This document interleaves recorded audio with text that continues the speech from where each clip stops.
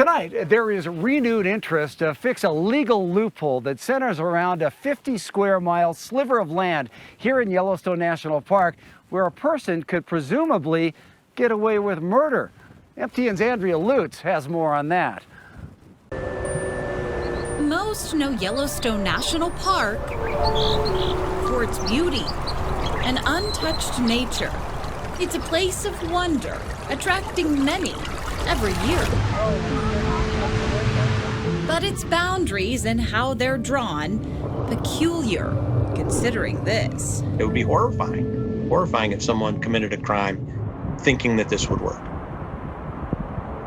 17 years ago, Michigan law professor Brian Kalt stumbled upon a jurisdictional loophole that could, in theory, allow the federal government to dismiss charges against someone who committed a crime in the Idaho portion of the park. The second part of the loophole is more complicated. And here's why. The zone of death is centered around this tiny section of Yellowstone National Park. It's in the extreme southwest part of Yellowstone. Most of the park sits in Wyoming, roughly 9% in Montana, and this 1% in Idaho. When the park was created in 1872, none of its adjoining states were yet established.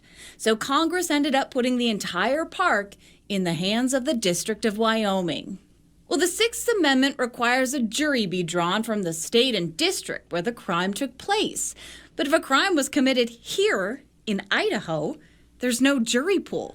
No one lives there. Because of the way Congress drew the district lines all weird here, there's no way to get a proper jury. That's ridiculous, but and it would be easy to fix. But until they do, it sits there as at least potentially an argument that someone who commits a crime there would have to go free. To our knowledge, the theory hasn't yet been tested. Kalt hopes his discovery of this legal loophole won't actually incentivize people to test it out. Let's hope that they fix it, that they close the loophole. But if they don't, let's hope that that streak continues. But he says it's going to take a bigger movement than just his article to do so.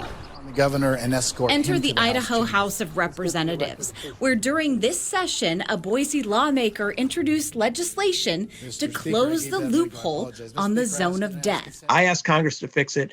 I've been asking them to fix it for 17 years. They don't pay any attention to me. But if Idaho asks them to do it, that might actually get us somewhere. Adventure seekers often find themselves searching for the places virtually untouched by civilization. Probably the least visited part of the park, because there just aren't that many people there.